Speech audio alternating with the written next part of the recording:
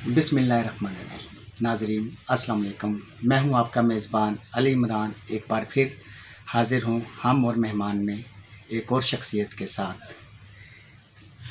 पराया घर मेरे हाथ में एक किताब है और मैं इसको पढ़ रहा था। इस किताब में एक लाइन मुझे बहुत अच्छी लगी, मैं चाहूँगा कि आपसे शेयर भी करूँ।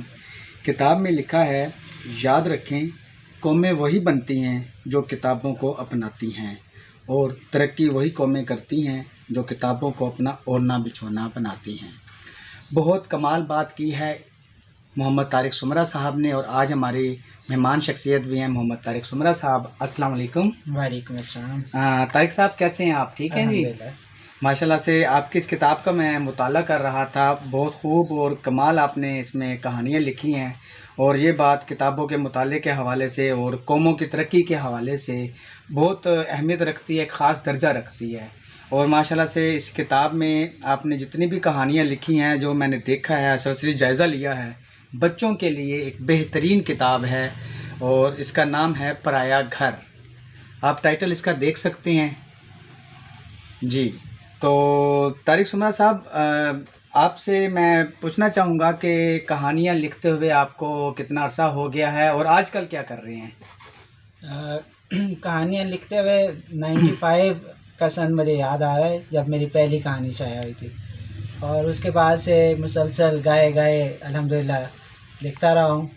और अब ये है कि कुछ अरसे से ज़रा मसरूफ़ियात हैं, ज़िम्मेदारियाँ चूँकि बढ़ गई हैं, इस वजह से लिखना कुछ कम हो गया है, लेकिन लिखने का शौक़ अल्हम्दुलिल्लाह अभी भी बाकी है, वो कम नहीं हुआ।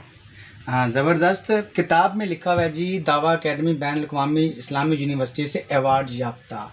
ये किस सन की बात है और किस मुकाबले में आपको इस किताब पर इनाम से नवाजा गया?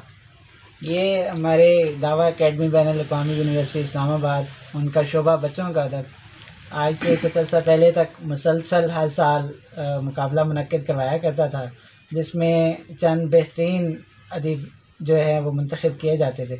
उसी में ये 2016 में मेरी कहानी एक मुंतखब हुई थी रिमोट कंट्रोल के नाम से उस मुकाबले के लिए, और उसमें सैयद नज़र ज़ैदी अवार्ड जो बेस्ट राइटर अवार्ड था वो मुझे मिला। ज़बरदस्त। ये तो बात थी किताब के हवाले से। तो मैं आपसे पूछना चाहूँगा कि माज़ी में बच्चों के अदब पर आपने बहुत काम किया।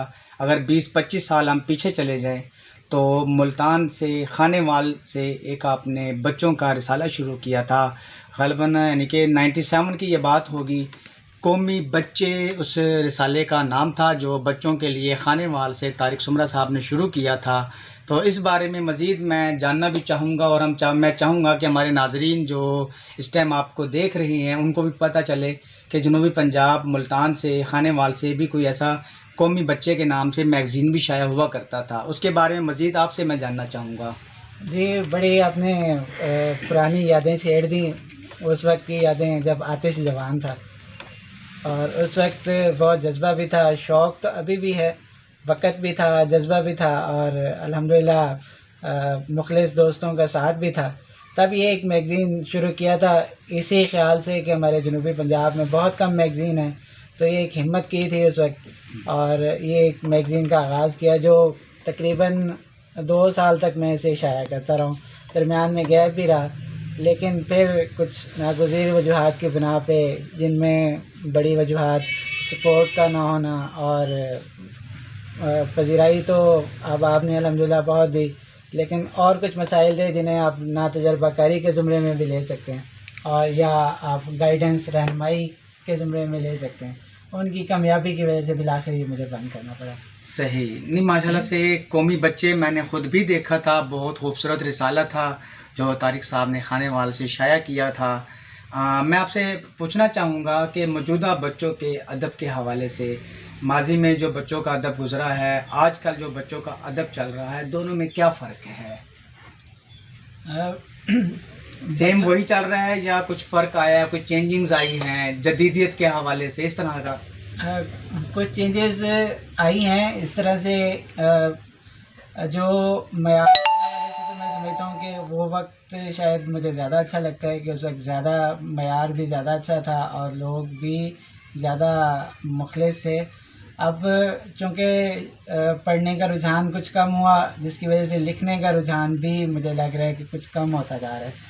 तो ये एक बड़ी वजह है जिसकी वजह से कुछ हमें जो मुझे फ़र्क महसूस हो रहा है। लेकिन जो लोग लिख रहे हैं वो माशाल्लाह बहुत अच्छा लिख रहे हैं और बड़े जज्बे के साथ लिख रहे हैं। जो लोग शाया कर रहे हैं उनकी भी हिम्मत को दाद देना मैं बहुत ज़रूरी समझता हूँ और मैं चाहता हूँ कि उनको अप्रिशिएट किया जाए कि वो इस काम को इस मुश्किल वक्त में, मुश्किल दौर में भी जारी सारी रखे हुए। जी, तो बात हो रही थी बच्चों के अदब के हवाले से, माजी का बच्चों का अदब और आज का बच्चों का अदब। तो 2000 से पहले बच्चों के अदब में एक अरूज था, मुकाबला था आपस में लिखारियों का, कहानियों के हवाले से। फूल कलियाँ एक मैगज़ीन बच्चों का जो एक एडिशन शाया होता था अखबार से, उसमें लिखारियों के आपस में मुकाबले हुआ करते थे, उसमें मैं भी आपकी कहानियाँ पढ़ा करता था। अब जो दौर आया है, सेंटर में कुछ 5-10 साल का वक्फ़ा ऐसा आया कि लिखारी हज़रात ने लिखना कम कर दिया, लेकिन एक बार फिर बच्चों का अदब अरूज की तरफ है, गामज़न है और नित नए रसाइल जो हैं बच्चों के लिए शाया हो रहे हैं। तो ऐसे में क्या आपकी सोच आई कि कौमी बच्चे दोबारा लाया जाए, लॉन्च किया जाए एक बार फिर एक नए सिरे से, एक नई टीम के साथ?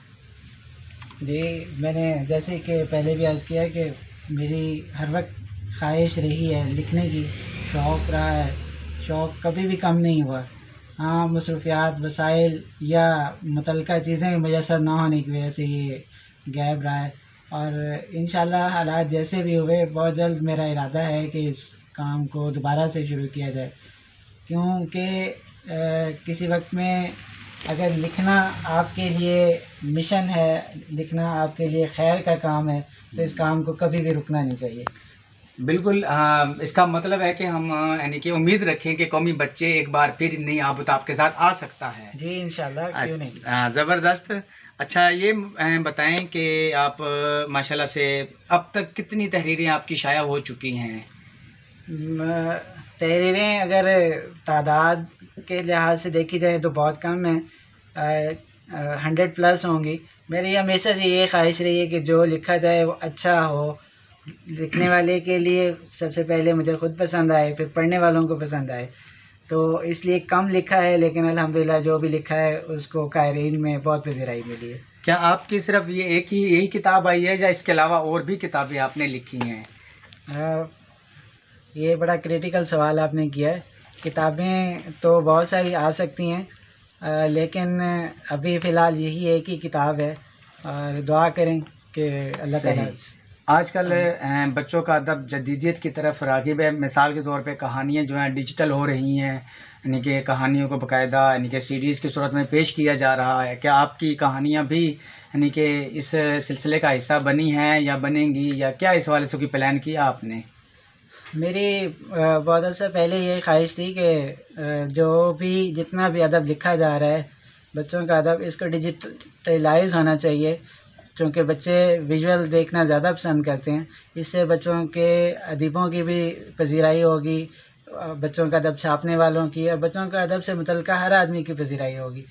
लेकिन ऐसा मौका नहीं बन सका। अब इत्तफ़ाक़ है कि मेरा बेटा, बड़ा बेटा मोहम्मद हारिस, वो कुछ वीडियो वगैरह एडिटिंग सीखी है, तो उसने मेरे लिखे हुए एक सिलसिले को, जिसका नाम न्यूज़ चैनल था, जंगल न्यूज़ चैनल, उसको अब उसने वीडियोज़ की शक्ल में लाना शुरू किया है और वो अपने चैनल से अपलोड भी कर रहा है।